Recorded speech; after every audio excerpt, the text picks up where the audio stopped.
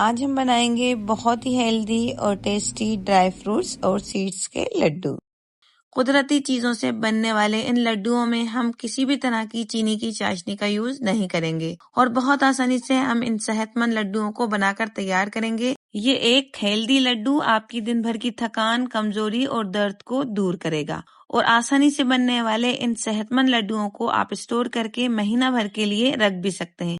तो चलिए इन्हें हम बना लेते हैं। तो सबसे पहले हम खजूर लेंगे। यहाँ मैंने 500 ग्राम खजूर लिए हैं। ये सॉफ्ट वाले खजूर हैं। खजूर के लड्डू, बर्फी या रोल बनाते टाइम आप कोशिश करें कि सॉफ्ट वाले खजूर का ही यूज करें। ये कितनी भी अच्छी पैकिंग में क्यों ना आई हो, इन्हें इस्तेमाल करने से पहले हम इन्हें वॉश करेंगे। आप इन्हें 1 से 2 मिनट के लिए पानी में डालकर रख दें और फिर आप इन्हें हल्के हाथ से रगड़कर पोंछ लें, जिससे इनके ऊपर लगी किसी भी तरह की गंदगी साफ हो जाएगी। फिर आप इन्हें एक छलनी में रखकर सुखा लें। तो यहाँ मैंने खजूरों को छलनी में रखकर पानी ड्रेन कर दिया और कुछ देर हवा में सुखा लिया। अब हम खजूर के ऊपर ये जो डंठल होता है उसे निकाल देंगे और इसके अंदर जो गुठली होती है उसे भी निकाल कर अलग कर देंगे। अब यहाँ अगर आपके खजूर थोड़े सख्त हों तो आप इन्हें बारीक चॉप करके यूज करें। अगर सख्त खजूर को ग्राइंडर जार में डालकर पीसें तो फिर मिक्सर खराब होने का डर रहता है। तो यहाँ मैंने खजूर की सारी गुठलियाँ निकाल कर अलग कर दी हैं। यहाँ खजूर हमारी सॉफ्ट है तो हम इसे ऐसे ही यूज करेंगे।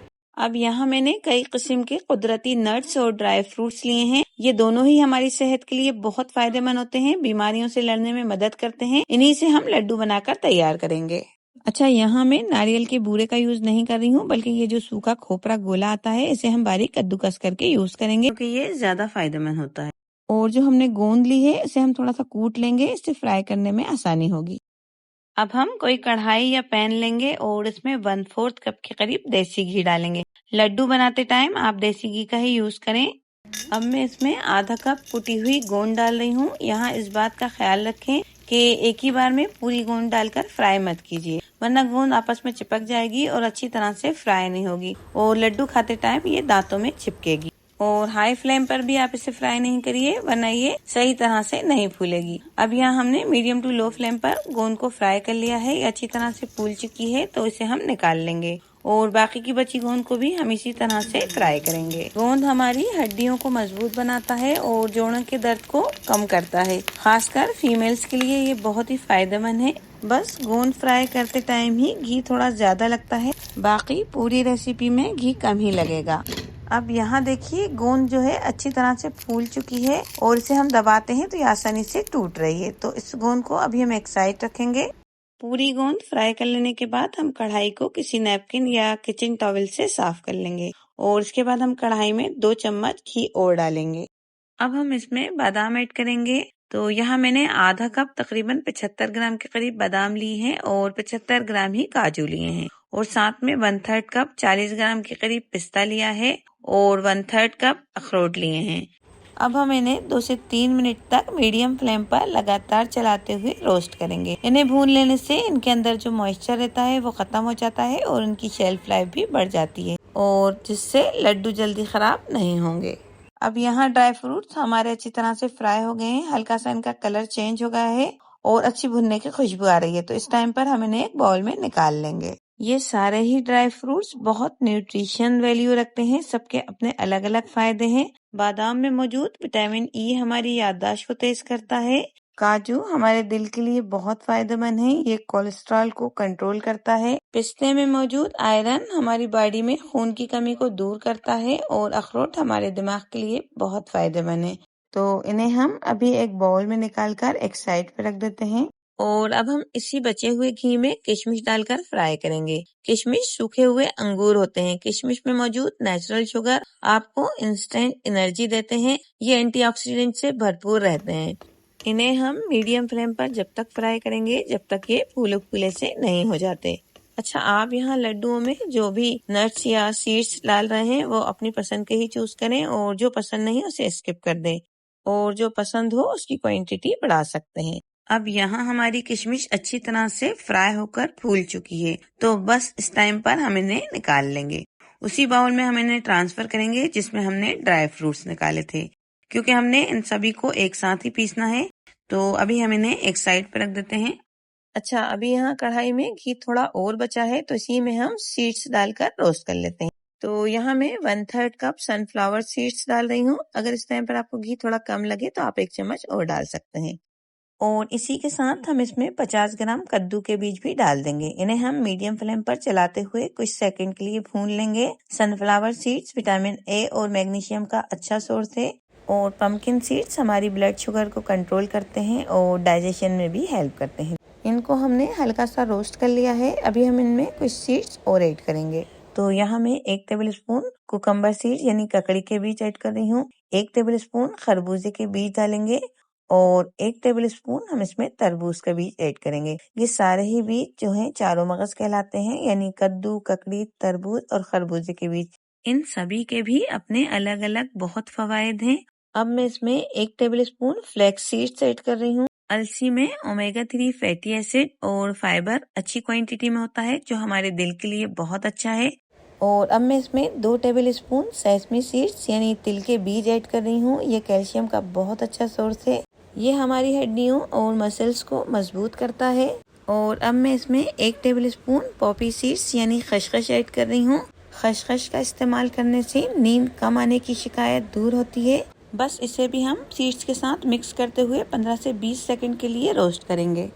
और अब हम इसमें सूखा ग्रेट किया हुआ खोपरा ऐड करेंगे। ये आधा कप यानी 75 ग्राम सूखा नारियल है। नारियल को भी सभी के साथ मिक्स करते हुए कुछ सेकंड के लिए भून लेंगे। नारियल को रोस्ट करने में ज़्यादा टाइम नहीं लगता है।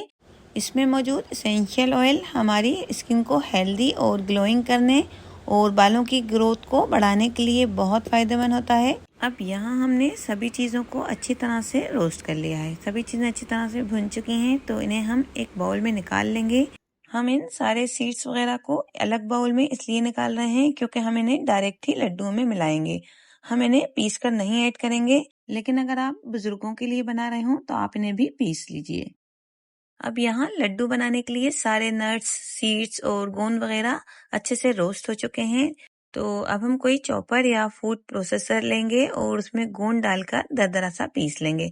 आप चाहें तो गोंद और मेवों को आमंड दस्ते में भी डालकर कूट सकते हैं। तो यहाँ हमने गोंद को दरदरा सा कर लिया है। आप गोंद और नट्स को पीसते टाइम अलग अलग ही पीसें, क्योंकि गोंद पीसते टाइम चिपकती है। और अब हम इसमें नट्स डालकर पीसेंगे, जिसमें हमने काजू, बादाम, पिस्ता, अखरोट, किशमिश लिए हैं। इन्हें भी हम थोड़ा मोटा और दरदरा पीसेंगे। अब गोंद और नट्स को हमने दरदरा सा पीस लिया है, तो इन्हें हम एक बड़े मिक्सिंग बाउल में डालेंगे। और साथ ही हमने जो खोपरा, खसखस और सीड्स को रोस्ट करके रखा था, वो भी हम इसमें ऐड कर देंगे। और अब हमने सभी चीज़ों को बहुत अच्छी तरह से मिक्स कर लेना है। अब यहाँ हमने सभी सूखे रोस्ट किए हुए मेवों को खूब अच्छी तरह से मिला लिया है। अब यहाँ आपको लगे कोई नट्स जैसे काजू, बादाम वगैरह पीसते टाइम साबुत रह गया हो, तो आप उसे नाइफ से थोड़ा सा काट लें। हमने नट्स को दरदरा ही पीसा है, क्योंकि जब लड्डू खाते टाइम इनके चंक्स मुंह में आते हैं तो बहुत टेस्टी लगते हैं। अब हम लड्डुओं को बाइंड करने और स्वीटनेस देने के लिए खजूर को भी रोस्ट कर लेते हैं। तो कढ़ाई में 2 से 3 टेबलस्पून देसी घी डालेंगे और इसमें साफ करी हुई और सीड्स निकली हुई खजूर डाल देंगे। यहाँ मैंने सॉफ्ट शेक बनाने वाली खजूर का यूज़ किया है। इसे हमने ऐसे ही डाल दिया है, काट कर डालने की ज़रूरत नहीं है। अब हम इसे मीडियम फ्लेम पर पूरी तरह से मैश होने तक पका लेंगे। 5 से 6 मिनट में खजूर पूरी तरह से मैश हो जाएगी और इसमें जो मॉइस्चर है वो पूरी तरह से निकल जाएगा। अब यहाँ खजूर एक पेस्ट के फॉर्म में आ गई है, तो इसे हम निकाल लेंगे। और अब इस गर्मा गर्म खजूर को हम नट्स और सीड्स के मिक्सचर में डाल देंगे। और अभी हम इसे चम्मच से ही मिक्स करेंगे, क्योंकि ये अभी ज़्यादा गर्म है। अगर हम इसे हाथ से मिक्स करेंगे तो फिर हमारा हाथ जल सकता है। और खुशबू के लिए मैं इसमें आधा टीस्पून हरी इलायची का पाउडर मिक्स कर रही हूँ और 1/4 टीस्पून दालचीनी का पाउडर। ये ऑप्शनल है, आप चाहें तो इसे स्किप कर सकते हैं और इसकी जगह आप सौंठ पाउडर भी डाल सकते हैं। अब यहाँ हमारा मिक्सचर हल्का गर्म है, तो हाथ से हम इसे एक बार और अच्छी तरह से मिलाएंगे। और जब सारी चीज़ें अच्छे से वेल कंबाइंड हो जाएंगी, तब हम इसके लड्डू बनाएंगे। अब इस मिक्सचर में से आपको जितने छोटे या बड़े साइज के लड्डू तैयार करना है, उतना पोर्शन हाथ में लेकर हाथ से रोल करते हुए लड्डू का शेप दे दीजिए। तो यहाँ मैं मीडियम साइज के लड्डू तैयार कर रही हूँ। तो ये हमारा लड्डू बनकर तैयार है। बाकी के लड्डू भी हम इसी तरह से बनाकर रेडी करेंगे। तो इस मिक्सचर से हमारे तकरीबन 20 से 22 लड्डू बनकर तैयार हुए हैं और वजन से देखें तो एक लड्डू का वजन तकरीबन 35 से 40 ग्राम के करीब है। अब यहाँ मेरे पास एक चांदी का वर्क है, तो इसे मैं कुछ लड्डुओं पर लगा रही हूँ। इससे लड्डू देखने में भी बहुत खूबसूरत लगेंगे, लेकिन ये पूरी तरह से ऑप्शनल है। अगर आपको मेरी ये रेसिपी पसंद आ रही हो तो आपसे हम्बल रिक्वेस्ट है कि प्लीज़ चैनल को सब्सक्राइब ज़रूर से कर दीजिए। अब मैं यहाँ आपको एक लड्डू तोड़कर बताती हूँ। ये देखिए एकदम सॉफ्ट और परफेक्ट बने हैं। इस तरह से आप लड्डू बनाकर एक ही साथ सारे नट्स और सीड्स के बेनिफिट्स ले सकते हैं।